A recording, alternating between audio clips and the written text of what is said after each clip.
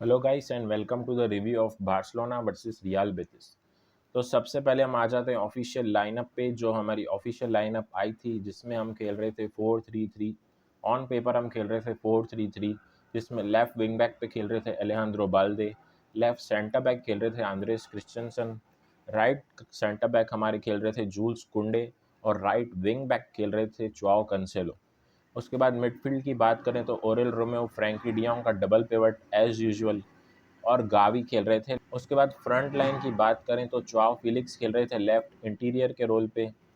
उसके बाद Lewandowski up top as a striker और राइट में Ferran Torres as a pure winger. Officially हमारी लाइनअप थी 4-3-3, लेकिन ऑन द फील्ड जो हमारी लाइनअप थी वो सिमिलर थी जैसे चावी अर्नांडिस का सिस्टम में हम खिलाते आ रहे हैं। टू एट द बैक की सेंटर पेयरिंग थी आंद्रेस क्रिश्चियनसन और यूल्स कुंडे की। जोआओ कैंसेलो पीछे आ रहे थे डिफेंसिव ट्रांजिशन में, अटैकिंग विद द बॉल में इन्वर्टेड फुलबैक की तरह वो खेल रहे थे, मिडफील्ड में इन्वर्ट कर रहे थे। Alejandro बाल्दे on the left side जो कि हैं वो बॉल को ले रहे थे और वो स्प्रेड कर रहे थे पिच को। विंग पे वो खेल रहे थे और पिच को स्प्रेड करने का उनका रोल था। जोआओ फिलिक्स के आगे वो खेल रहे थे, विद द बॉल वो जा रहे थे। उसके बाद मिडफील्ड की बात करें तो ओरेल रोमेओ और फ्रैंकी डियोंग का double pivot, Gavi as a disruptor and main thing he recovers the ball very well, जो कि उन्होंने इस गेम में भी बहुत ही अच्छा किया। और उसके बाद राइट हैंड साइड पे Ferran Torres as a pure winger, centre में Lewandowski as a pure striker नहीं बोलूँगा क्योंकि लिंकअप प्ले भी वो कर रहे थे, ड्रॉप कर रहे थे, मिडफील्ड में आ रहे थे बॉल लेके, 1-to-1 पास करके फिर वो उन्होंने गोल भी मारा आगे, उसकी बात करेंगे। उसके बाद लेफ्ट हैंड साइड पे जोआओ फिलिक्स खेल रहे थे इंटीरियर पोजीशन में, स्पेसिस में ऑपरेट कर रहे थे, जो कि उनको बखूबी आता है ऑपरेट करना, और what a game he had. तो प्लेयर टू प्लेयर बात करते हैं, सबसे पहले एलेहांद्रो बाल्डे की बात करते हैं। 11 प्लेयर्स ऑन द पिच में सबसे मुझे खराब, मतलब इतना ख़राब नहीं था लेकिन सबसे ख़राब गेम मुझे उन्हीं का लगा, क्योंकि जब वो अटैक करते हैं तो फाइनल थर्ड तक तो उनकी पेस और वो ड्रिबल से आ जाते हैं, लेकिन उनकी डिसीजन मेकिंग से मैं खुश नहीं हूँ। मतलब हाँ, he still young, he will develop for sure, लेकिन अभी वो बॉल की पोजीशन लूज़ कर देते हैं फाइनल थर्ड में आने के बाद। और डिफेंसिवली बाल्डे, रियल बेटिस को एक फ्री किक भी मिली थी जो उन्होंने ली थी, और बाल्डे ने अपने मार्कर को मार्क नहीं किया था। अगर वो बॉल को मतलब हेडर भी लगा लेते थे, वो लगा नहीं पाए तो गोल हो जाता था। उसके बाद जूल्स कुंडे का अच्छा गेम था। फर्स्ट हाफ में सिर्फ एक बार उन्होंने बॉल लूज़ किया। Christensen, Danish Maldini, no need to say anything. और Joao Cancelo, what a game he had. First game at the home उनका डेब्यू था। बॉल को डिमांड कर रहे थे मिडफील्ड में आके, बॉल को कैरी कर रहे थे, डेंजरस पोजीशन में आगे लेके जा रहे थे, पेनल्टी बॉक्स से अराउंड तक बॉल कैरी कर रहे थे, पासिंग कर रहे थे, और what a work rate he had provided in the whole game.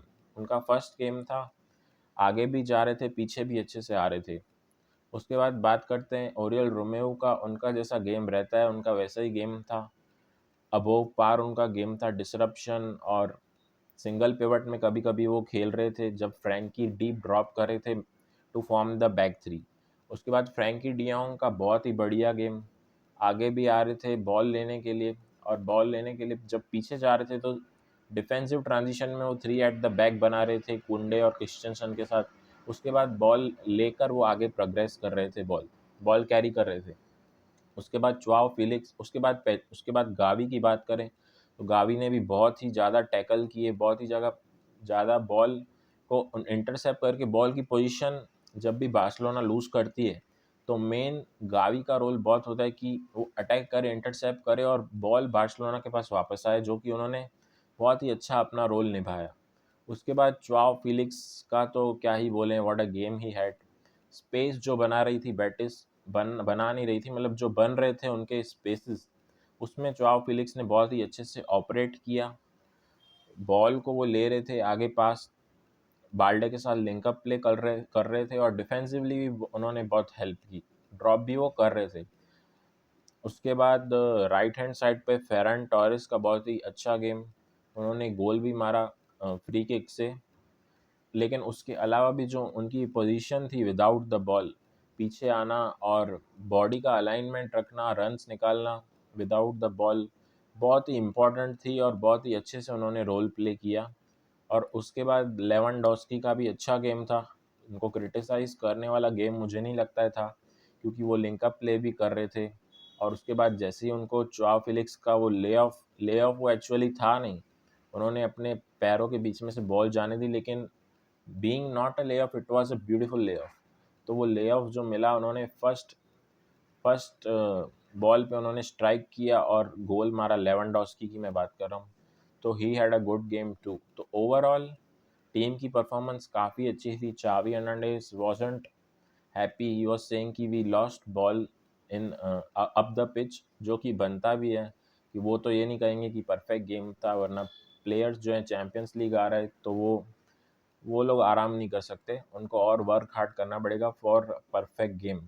क्योंकि रियल मैड्रिड जो है वो भी उन्होंने अभी कोई मौका नहीं दिया, उन्होंने अपने सारे गेम जीत लिए हैं और हमको भी ले बैक करने का टाइम नहीं है। हर गेम को अच्छे से अप्रोच करना है और ऐसे ही खेलना है। रियल बेटिस का क्या कहें, उनका गेम इतना अच्छा था नहीं। और बाकी हमारा ट्यूसडे को गेम आ रहा है, चैम्पियंस लीग का मैच है और बहुत ही इम्पोर्टेंट मैच है हमारा। ग्रुप ऑल दो ईजी है, लेकिन बार्सिलोना के लिए टॉप पे रहना, ताकि डिफ़िकल्ट टीम को वो अवॉइड करे, बहुत ही इंपॉर्टेंट है। ग्रुप को हमें विन करना है। और फिर मिलते हैं नेक्स्ट गेम के रिव्यू में।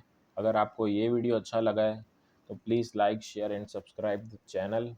और तब तक के लिए अंटिल नेक्स्ट टाइम, विस्कल वारसा।